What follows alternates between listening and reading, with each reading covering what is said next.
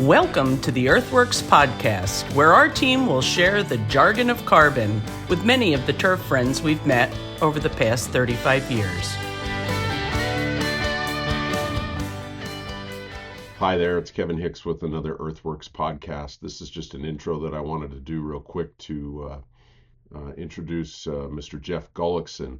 He and I have been friends for the better part of 25 years, and he's got a great story to tell, not only about how he got into the business, but he was instrumental in getting the First Green program started. The cool thing is he's right here in my backyard in Spokane, Washington. So he insisted that if he was going to come on the podcast, that we did it in person, and that's kind of Jeff. He wants to teach. He wants to talk face to face with folks, and I appreciate that. So I got in the car, drove across the state line, and we sat down.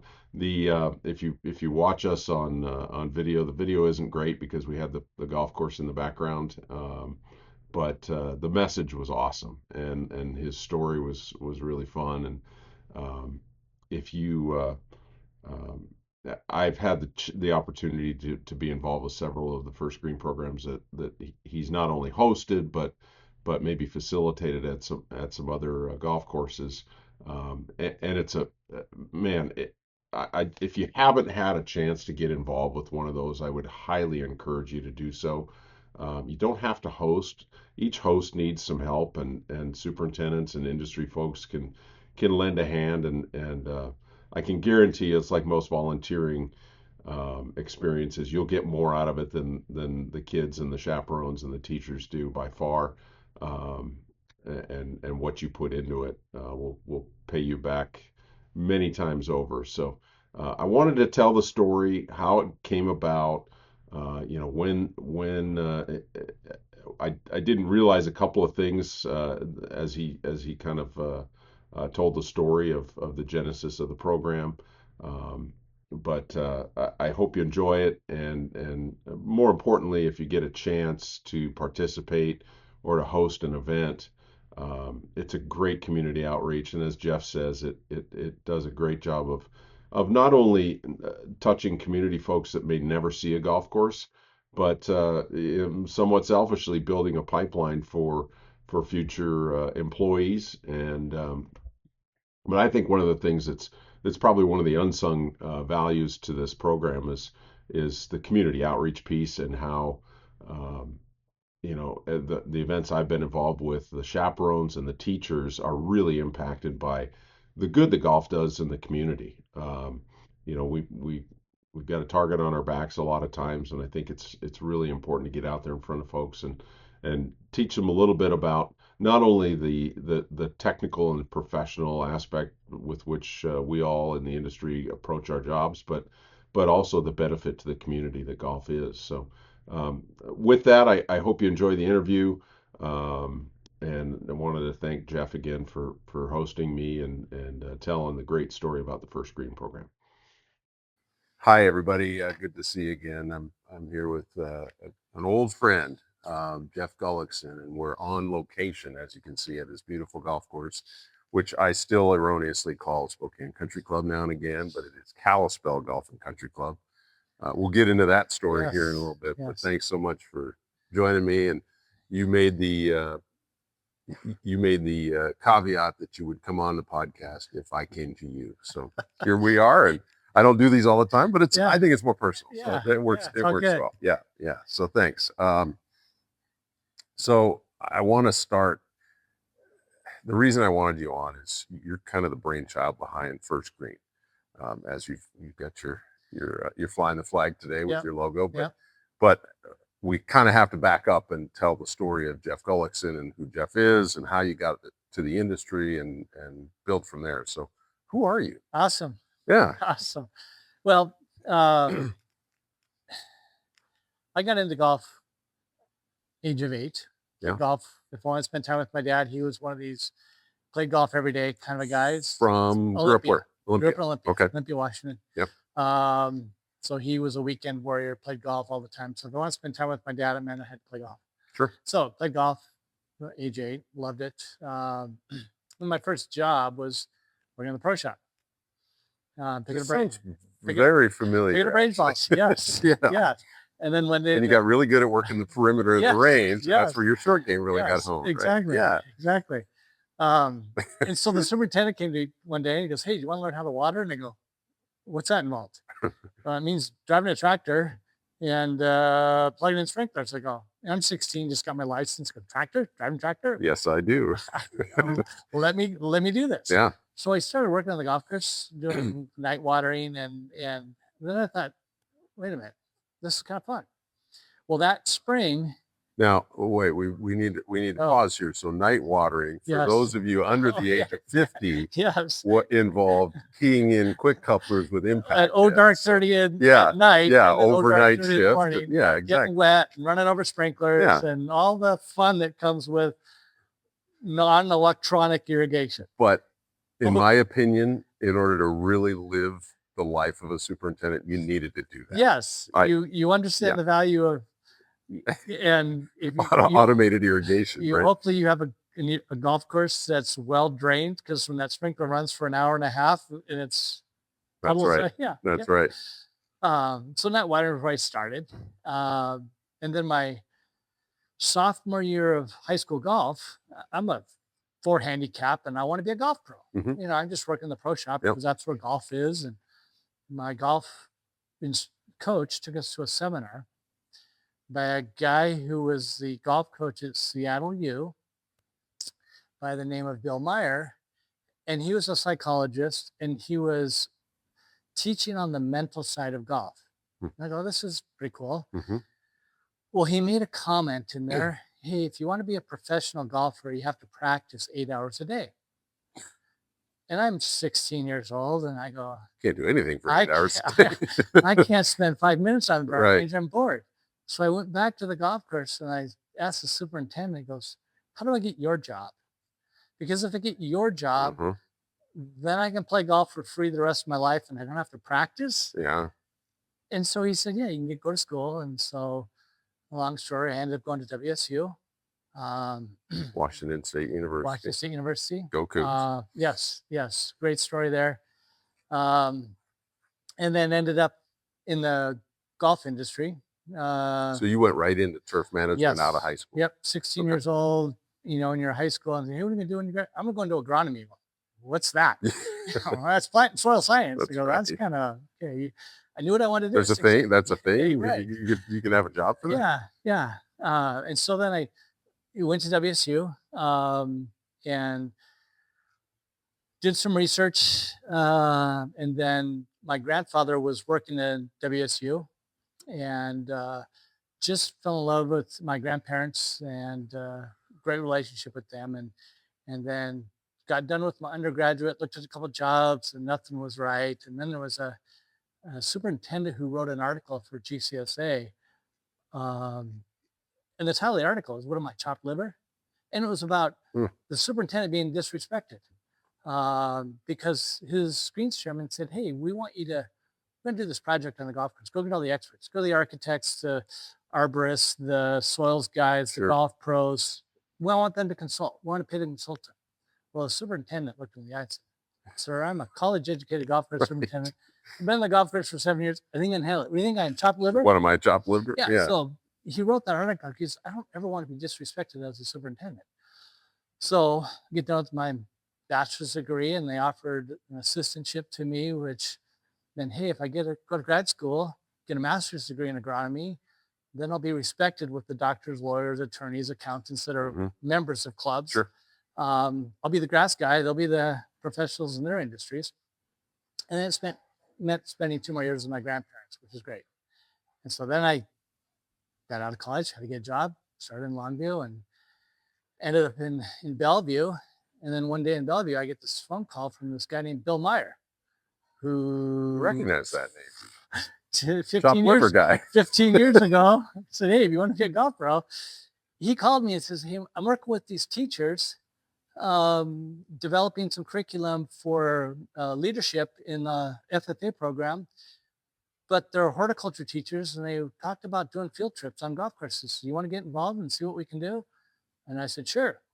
Because as a superintendent, I'm struggling with labor. Sure. I'm struggling with how do I connect with kids that want to do this? How do I influence them? And these are horticulture kids. So this is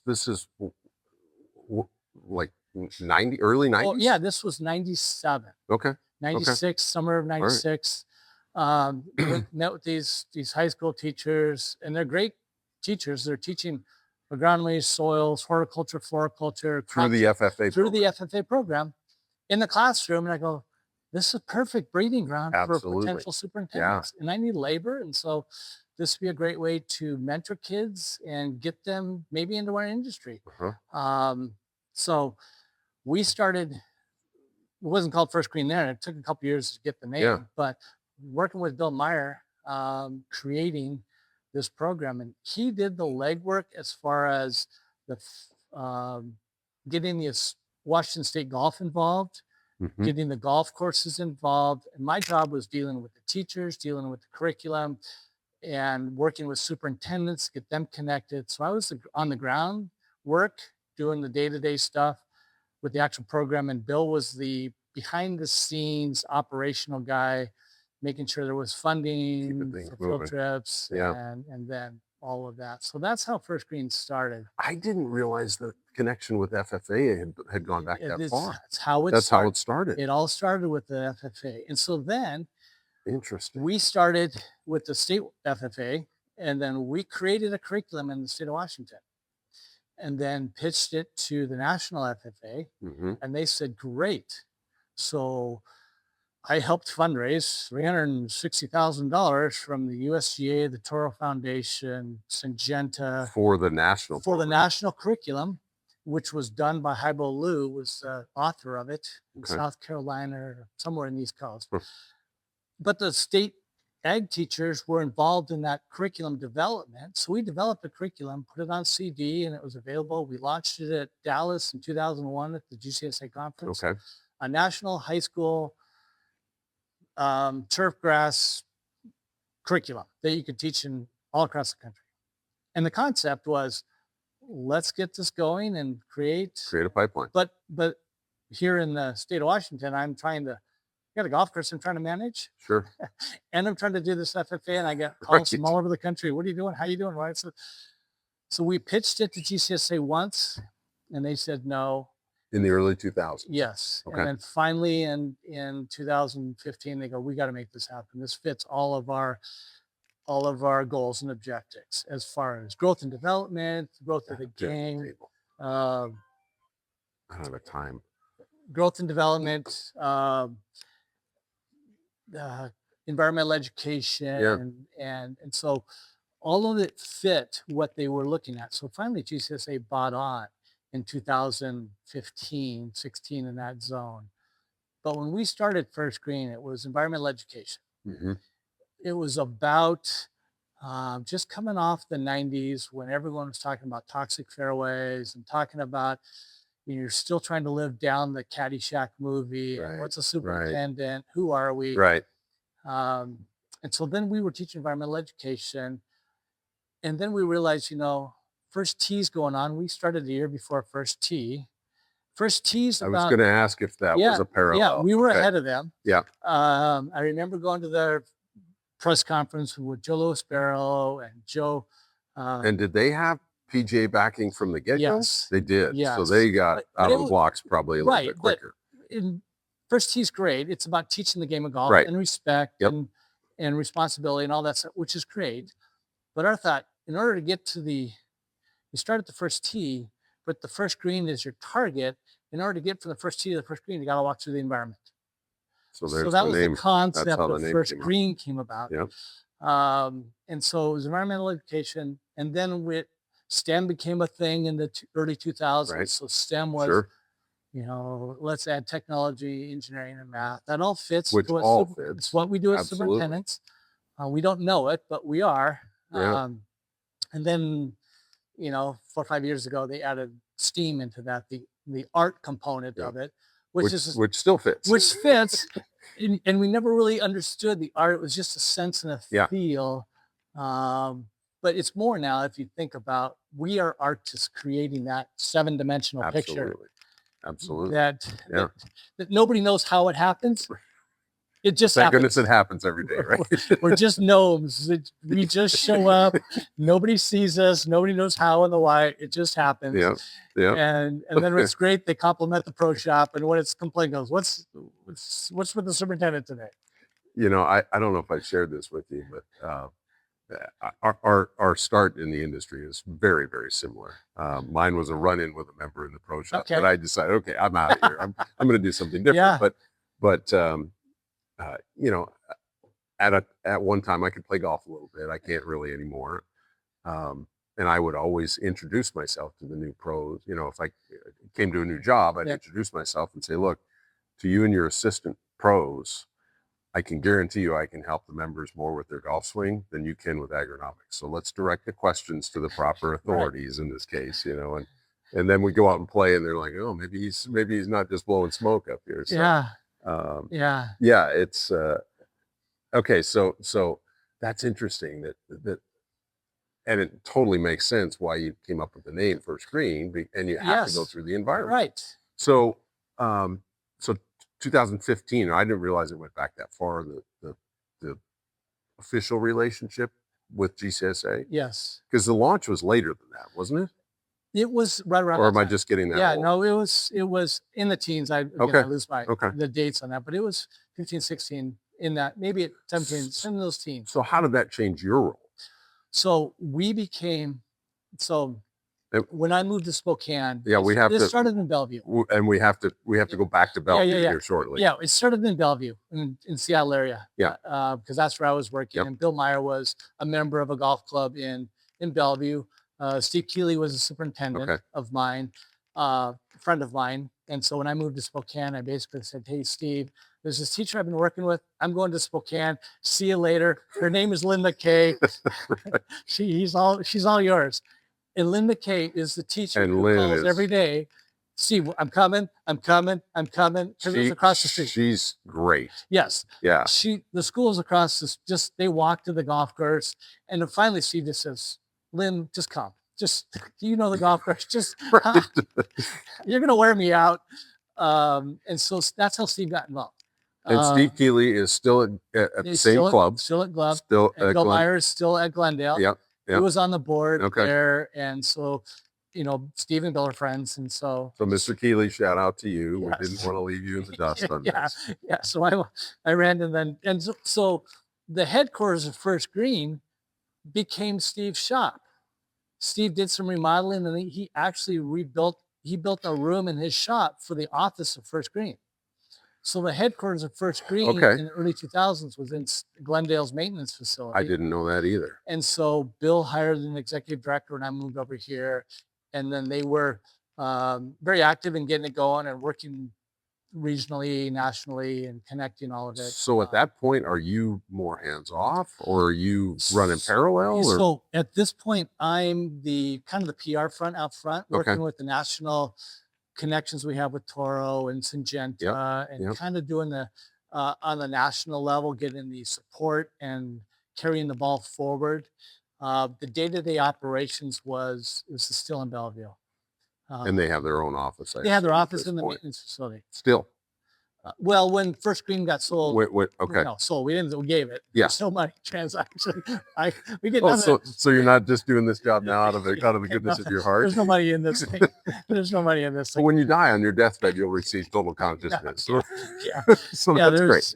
So, Steve got his maintenance shop back when the GCSA took it over. So early days to the acquisition by GCSA, how did you set out to build a curriculum and how did it change over time? Because I've been involved with couple here, and I can still remember the first one that I attended and helped out with here, and I was blown away.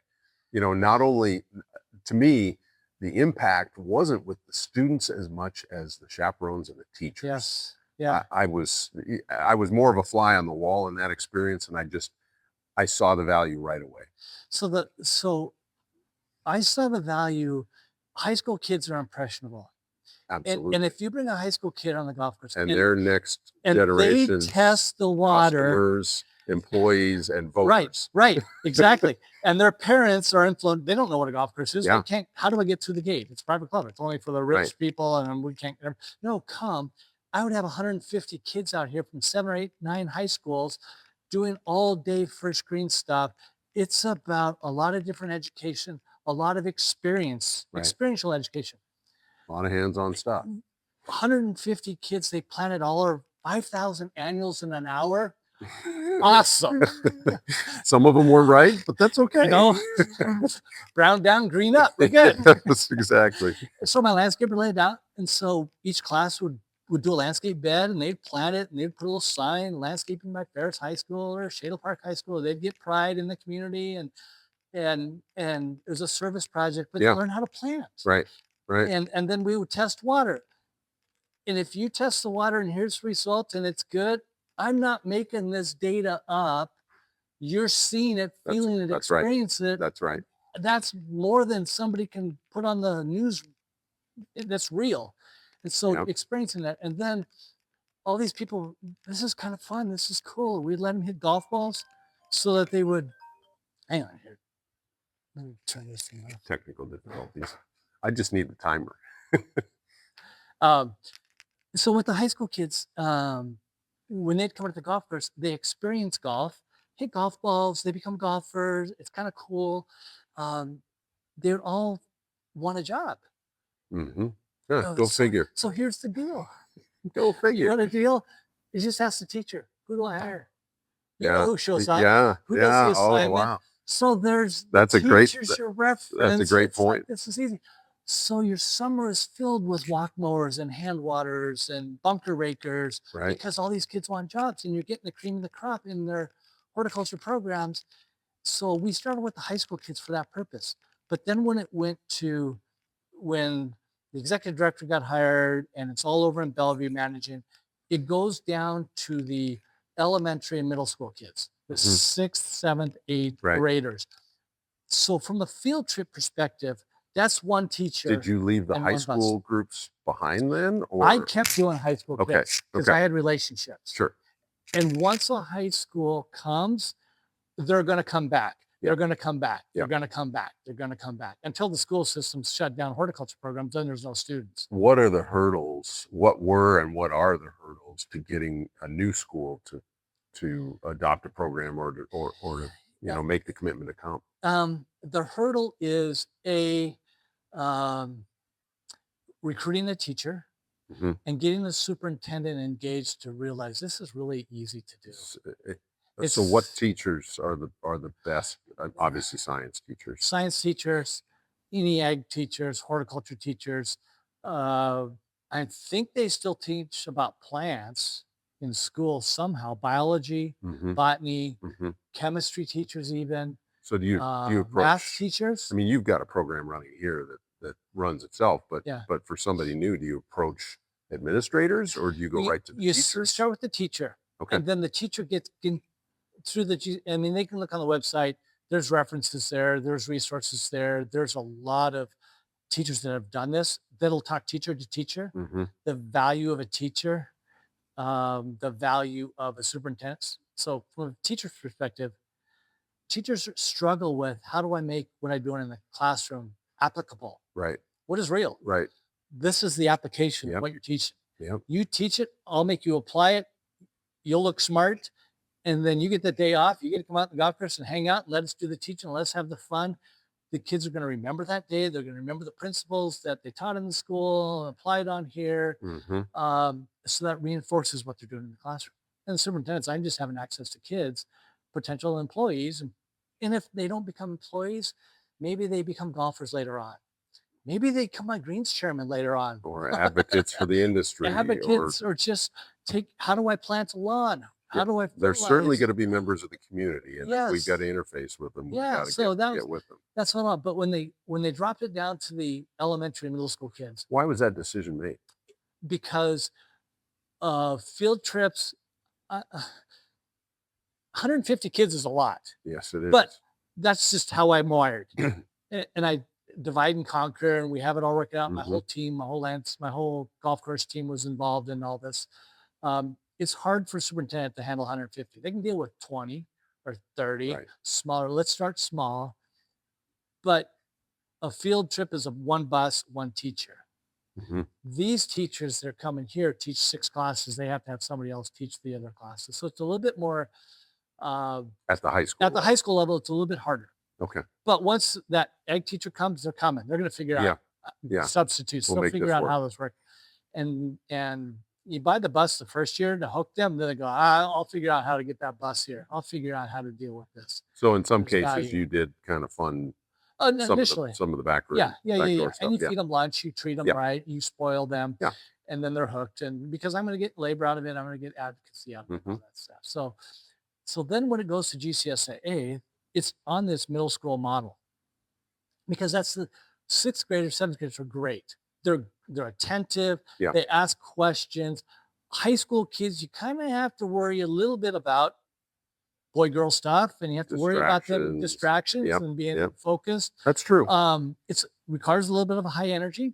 Mm-hmm. Got it? Deal with it. Mm-hmm. Manage it. So when it goes to GCSA, the high school program, the FFA dropped off. So the FFA got let by the wayside. When I tried to reach out to the FFA for the curriculum that we developed in 2001, they threw it away. Really? It was not existent. So that's why I was under the impression this FFA relationship was all brand new. It's restarted. Because it is kind of brand new. Correct. In a way. It's all restarting. And now they're starting over. And it's all new people. Jesus, and I'm just saying, it's a new generation. Yeah. New relationships with FFA, new relationships with the college educators, whoever's going to write the curriculum. Yeah. It's a brand new generation. It's a go. This is not me doing this. Right. I've been there, done that. This is a new generation. You're going to develop how the relationships that you have, where you're going. But I was so excited to see the first national turf competition for high school students 2 years ago in San Diego.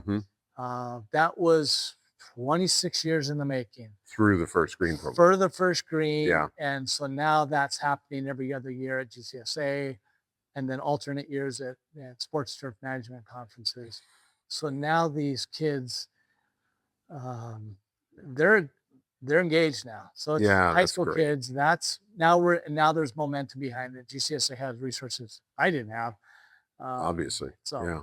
And anyways. I think our wonderful field staff rep, Dave Phipps, I think he keeps us updated. We've had a First Green event in every state in the union. Is that correct?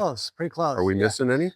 There's 3 or 4 last I know year. Idaho's finally cracked the code. Yeah, and maybe Alaska. There might be one. I think Alaska's had one because Dave's involved with it. Yeah, it's true. Could be. Well, that's I can't imagine what that feels like. It's in Australia. It's in UK. Yeah. They didn't invite me when they had it at the old course. So what's the most rewarding thing about knowing that you had a part in getting this thing rolling? It's just the kids that are now in the industry. Yeah. There are superintendents that started on a field trip. I got a list of them that started on a field trip. No kidding. In Spokane, there's 3 superintendents that came on a field trip. And so that's exciting. And that's not really even what it's all about. No. But that's such a great side benefit. Yes, because that's how they got into it. Somebody had to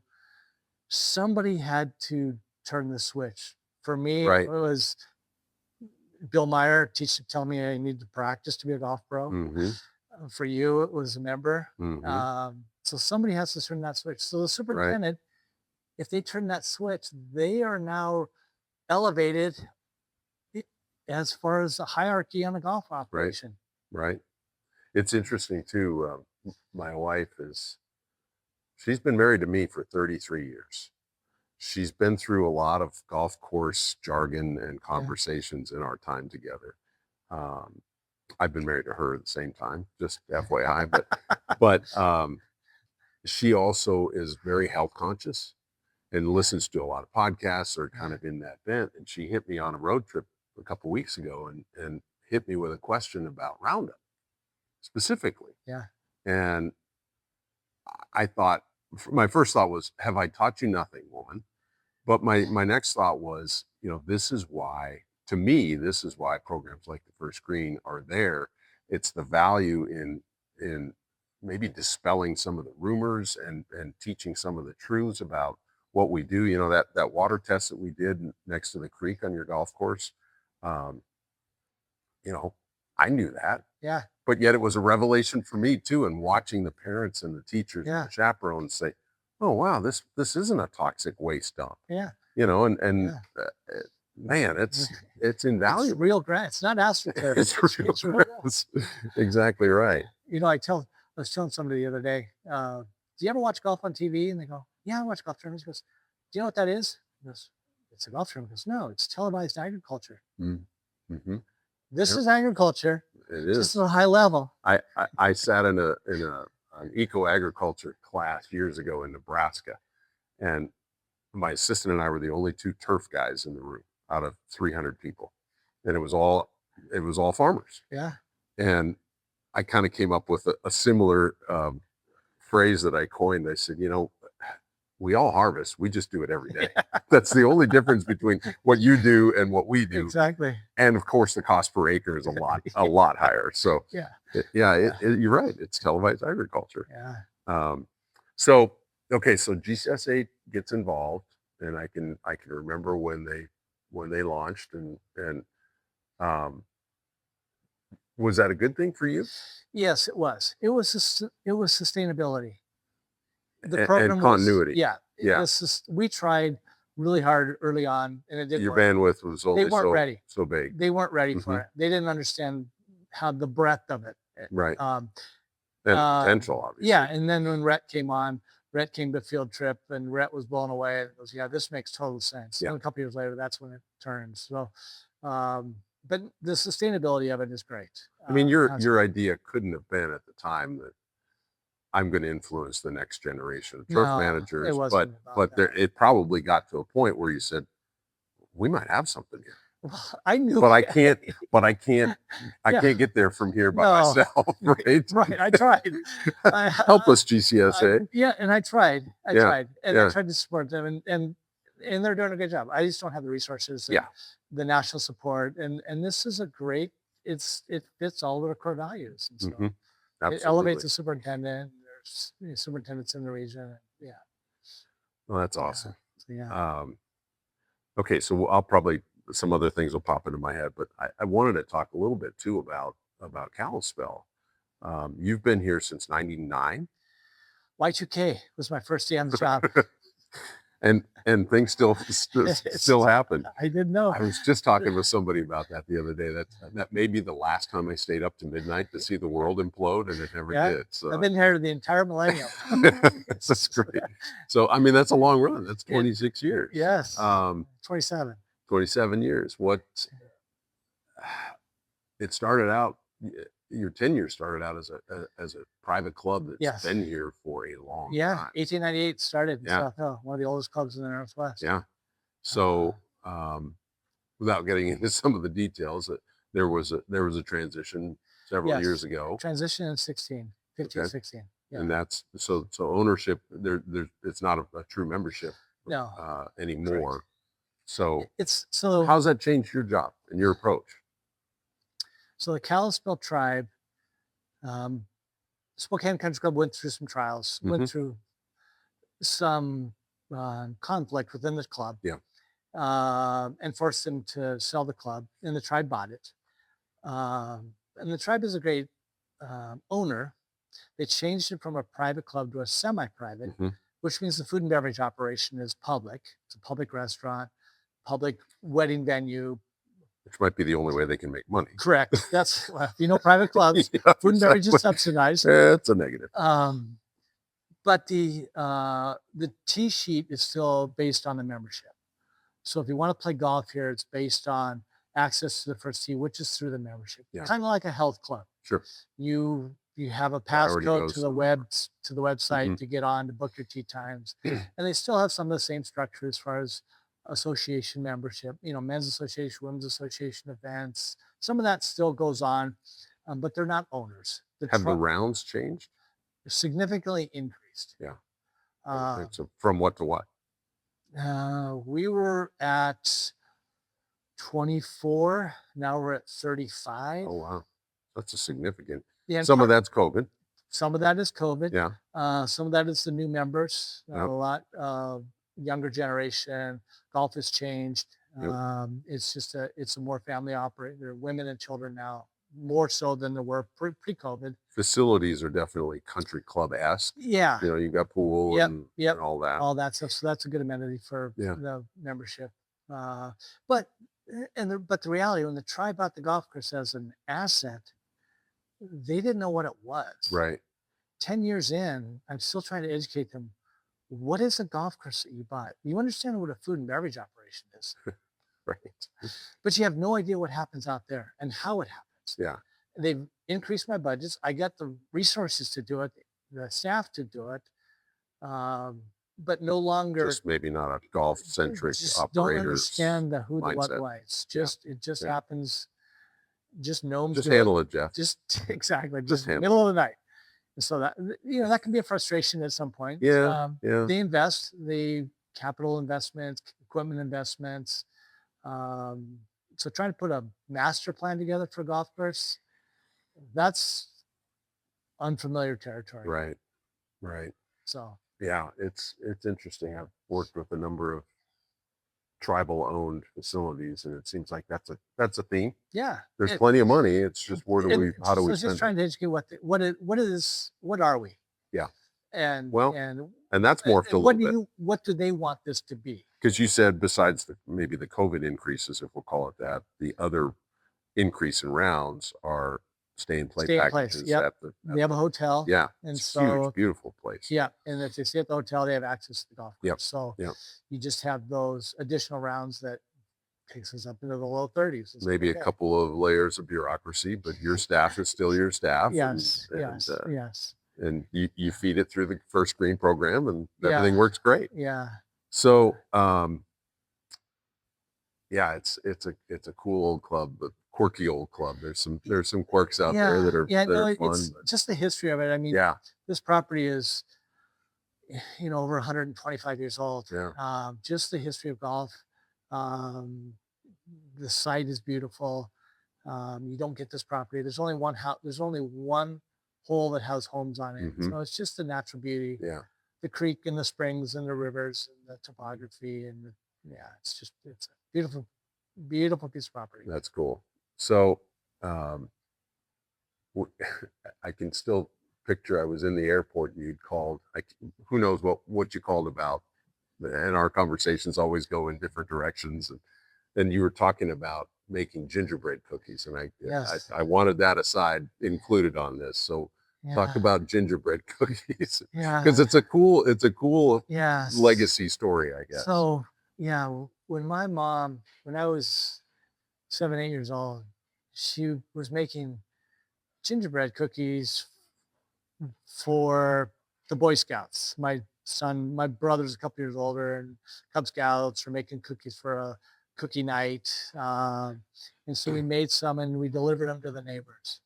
And so that started this process 56 years ago of making 8-inch gingerbread cookies and delivering them to people. So for 56 years, I've made all these cookies and would take them to school, take them to my fraternity.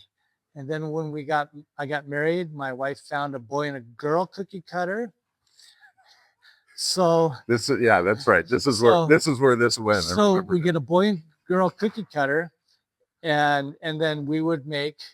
I would have staff, and so I would make a gingerbread cookie for each of my staff member and all of their family members, boys and girls, on their names. Now, it's 7.5 minutes a cookie. Remind you, gingerbread's not a simple recipe. You got to overnight it, and it's just a process. So. It's a long, enduring process. And then you would put their individual names on them, and you would wrap them, and you put ribbons in them, and they would be tree ornaments. They would be cookies that you would eat. And it's a ginger, but it's not a ginger snap. It's a bread cookie. And so I would deliver these, and all of my friends and family eat. So we get to 50th anniversary of doing this.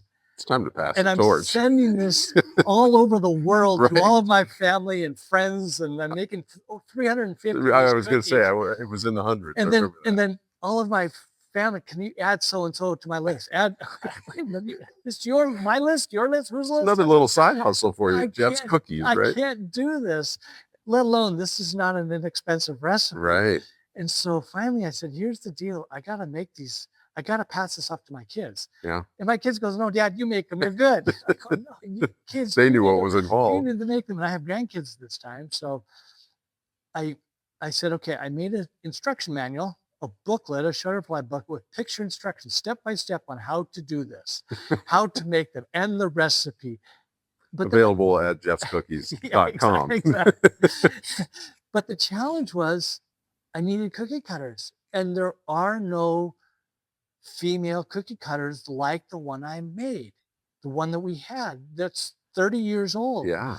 And so what do I do? And so the The original, one thing that isn't available on Amazon. original is cookie what they cutter say. that my mom made 50 years ago was made by a plumber. Hand soldered cookie cutter. I mean, it's a 6-8 inch cookie cutter, handmade. And so I have a friend who's a machinist. He handmade 3 sets of these cookie No way. cutters. Took mine as One a for each of the print, kids. one for each of the kids, a boy, a girl, and a little baby. I love it. And so now they have cookie cutters. And so I gave them as a Christmas present the recipe, the pans. I think you hand delivered it too, right? You went to Indiana and hand delivered it. Here's your stuff. So the first year I was excited. So how did the gingerbread cookie go? We tried, Dad. That's really hard. We didn't do well. Oh, bummer. So the next year I said, here's the deal. I'm coming to you. This is the grandkids list. They're 3, 4, 5 Yeah. years old. And so it's friends and family. Now they're in school. Now they're sending them to class. So grandpa goes to grandkids' house, makes cookies with the grandkids. All my relatives, they're pissed off that they're not on my grandkids list. I go, sorry. So you got to get, it's a new list. You It's got to a get new on it. generation. You got to reapply. So here we go. So that's just something that I've done forever, and I'll continue. And So you're kind of in a twisted, weird way, you're kind of an entrepreneur. You start things and get them. Here you go, yeah. Mr. Keeley. You take care Yeah, of it from here. and you know, speaking of entrepreneur, something else that I was doing in addition to first grade, You're coaching. and as coaching. Yeah, You coach high school golf, right? And That's on my list. yeah, and coaching was the thing. Why? Because we're not doing high schools anymore. I need high school kids. Mm-hmm. I need employees. Mm-hmm. And so And they're already keyed into the game. yeah, and Why not? And so my son was playing golf, and so he's a freshman. I told the athletic director, hey, if you ever need a golf coach, let me know. That lasted about a week. Hey, Jeff, we need a coach. I said, okay. So now I'm coaching and for screen and all the things. And you did that for years. 17 years. Yeah. Coached. And then it was boys and girls.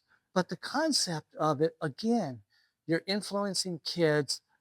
I didn't have issues with staff because I had a whole list of them. Right. I had a whole school, and it was all the administrators' kids and all the teachers' kids, and they all knew that great place to work, great summer kid.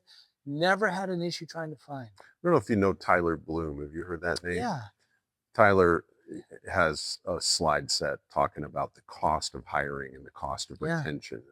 You know, I mean, if you think about it in a 30,000 foot view, that investment in your time, you know, you didn't have time to give to that, but you made time for that. Right. And that investment was well worth the investment when it came to what it paid back to you. Yeah, because it just gives you're hanging on to these kids. And I've had kids that are now professionals, PGA professionals. A lot of them stayed in the industry. And then just because I do what I do, I wanted to start a golf tournament here. And so as a golf coach, and then you become administrator of your league. Mm-hmm. And then I work at the premier facility in Spokane. I go, let me have a golf tournament where I can bring not just my league. How about every high school within a 150-mile radius of this golf course to compete on this golf course? And so it turned into a high school golf tournament here with 173 kids from all 4A, 3A, 2A, 1A, 1B, 2B, all competing for teams on this golf course, spoiling them like a little mini PGA event. Right. Your name's on the driving range, right. your placard, Is that still going? Yes. And so I did it for about 5 years, and then I had to back off because it just got too much. Yeah. It's still going. It's sustainable. And the impact that I heard a story last week about a girl who was a beginner. And the concept here was not just the top. I want the boys that shoot 90, 95. If you're a bogey golfer. How do you balance that in a tournament? I had all day. Spokane Okay. Country Club wouldn't give me the day. Okay. The tribe gave me the whole tribe day. gave you the day. Yeah. And the tribe funded. Everyone gets breakfast. Everyone gets lunch. Everyone gets snack. Everyone gets bling. Everyone gets spoiled. Coaches included. Very cool. Because we're going to celebrate this property and golf on this. See, they do get golf in in a different way, right. and it's a good way. But it turns into a day that the girls, if you could shoot 120, you're going to qualify in your league to be here. And so we're playing double par, so pace of play is good. Rules officials start around the first tee with the gallery. Mm-hmm. Who's seen that That before? gets your little. Yeah, that's right. That gets your cheeks. That'll tighten squeezed. things up a little bit. And so just the emotion, walking scoreboards so that everyone see who's leading cool. and whatnot, and just the media and all that stuff to create the environment, golf course. But I had a random lady 2 weeks ago come up to me and goes, "Hey, my daughter played in your golf tournament several years ago. First year, she was just a beginner, but it hooked her on golf. She ended up getting a college scholarship in golf." How awesome. I go, "That's pretty cool." Because it's That's super about cool. use the golf course to That's right. leverage community. Yeah. So Yeah. just one of those many things that I turned it over to a tournament guy now. It's sustainable, and I'm just a spectator. You've got a couple years on me, but I've found myself talking a lot more about legacy and leaving an impact and what you're proud of, and I mean those things are all top of the list. It's just like raising kids to adulthood and not having them kill each other or themselves, right? And then the grandkids is cherry on the. Yeah. You've mentioned gnomes several times. Yes. So we're going to wrap up with two questions. Talk about your concept of gnomes. You were trying to communicate, I think, with some of the tribal management, and what's that all about? So because we are gnomes. Yes. Well, so I had a changeover in boss. My general manager changed over last year. And so because of the change in leadership here, the tribe decided, hey, let's send out a membership survey. It's always dangerous to send out a membership survey. As a superintendent, I know the answers. Flowers are beautiful, bunkers suck. Right. Next question. Yeah. Unfortunately, it's been cut down, but just over my left shoulder, there's a very large ponderosa pine that's since been lost. There's an American flag on it. I don't know if you can see it, but there used to be a suggestion box about 40 feet up in the tree, and it was famous for a long time. So that was the first thing I noticed is your suggestion box is gone. So the members survey, all the questions, and I'm telling my staff the answers to these questions. One of the questions was in our morning staff meetings was, how come we can't play golf at 6 o'clock in the morning? And my mechanic goes, well, because we got 30 of us trying to get our jobs done. What do you think we are, gnomes? So that you could tee off at 7 o'clock. Right. and nobody, and I go, okay.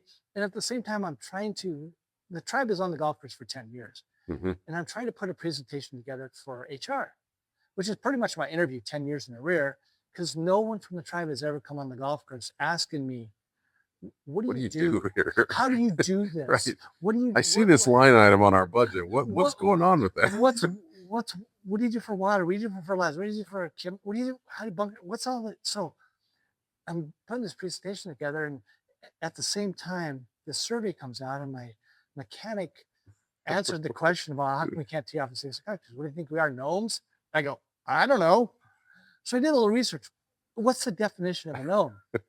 According to Google, AI knows the definition of a gnome is a mythical character that takes care of the earth. I guess we're gnomes. That's us. And so in the survey, everyone says, oh, the golf course is beautiful. The golf course is awesome. It's beautiful. It's great. We love it. Bunkers suck. Bunkers suck. The greens are against us. but nobody knows how it happens Right. because nobody sees this. But isn't that kind of the mission too? But that's customer service. Yes. Nobody wants to play golf with noise. Nobody wants Right. to be on a golf course Right. without road noise or anything. You want to hear the birds and you want to see and you don't want to be bothered. So we're here at Dark 30. Mm-hmm. We're done before they show up. It's just the mystery of that. Mm-hmm. And so then that side note of this gnome deal, I go, what's a head gnome called?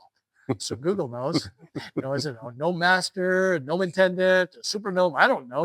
So I Google it. Gnome intendant. AI comes back. There's a Disney miniseries called Galaxy Falls. It has gnomes in it. The head gnome's name is Jeff. Well, there you have Perfect. So I'm just a head gnome. You don't see anyone out here. It's just we did what we did, 2 hours ago.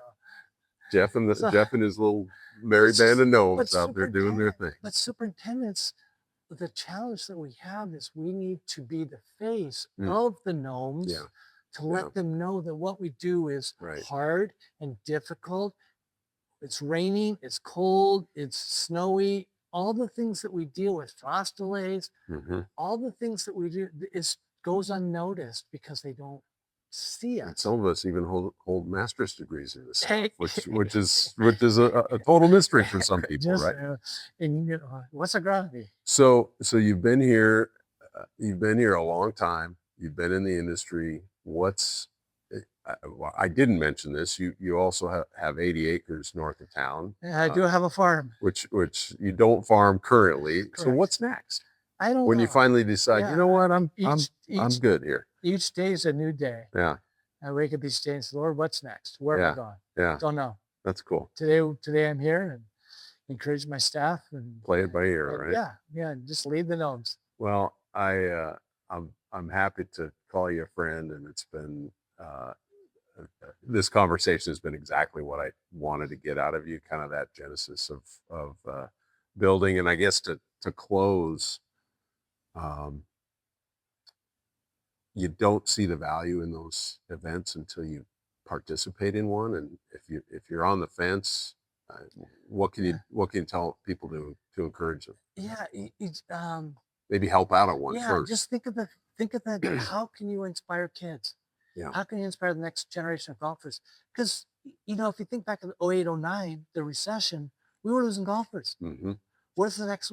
Golf is dying. We're closing golf courses. What's the next generation of this sport? What's that look like? I mean, golf has changed. We can go into that whole subject. Yeah. How do we keep golf sustainable? I think we're at a point now that it's going to be sustainable. So that was going to be a question, and I asked this of anybody that I interview. The boom we've seen in the last 5 or 6 years is pretty unprecedented. Yeah. Are we smart enough as an industry to capture that and retain it? Because I think what we're doing now, at the same time that golf is booming, we're also looking at sustainable, agronomous mowers. Autonomous mowers. We're looking at how do we make golf sustainable from a water purpose, from a mower purpose, a labor issue. I think the best thing we could do with golf, if we go back to architecture 125 years ago, there were no bunkers. Right. Well, we created bunkers, this concept. The sheep created them, but that was on a linked course. Right. It was on the sand dunes. But there's so many things that we do now as turf managers that I always question, do we do it because we can or because we should? That was the 90s. Yeah. 2000s. And I think that because we should thing needs to come back into the fore. I see it, I work in Canada, I work in California, Washington, Oregon, where there's more restrictions in a lot of places. And as long as it's a global adjustment, the golfers, the superintendents, the members of the clubs, they roll with it. But if it's optional, they want everything and more. Yes. And I think sometimes, as sad as it is to say, whether it's water conservation or chemical use or just the level of maintenance that we give our customers,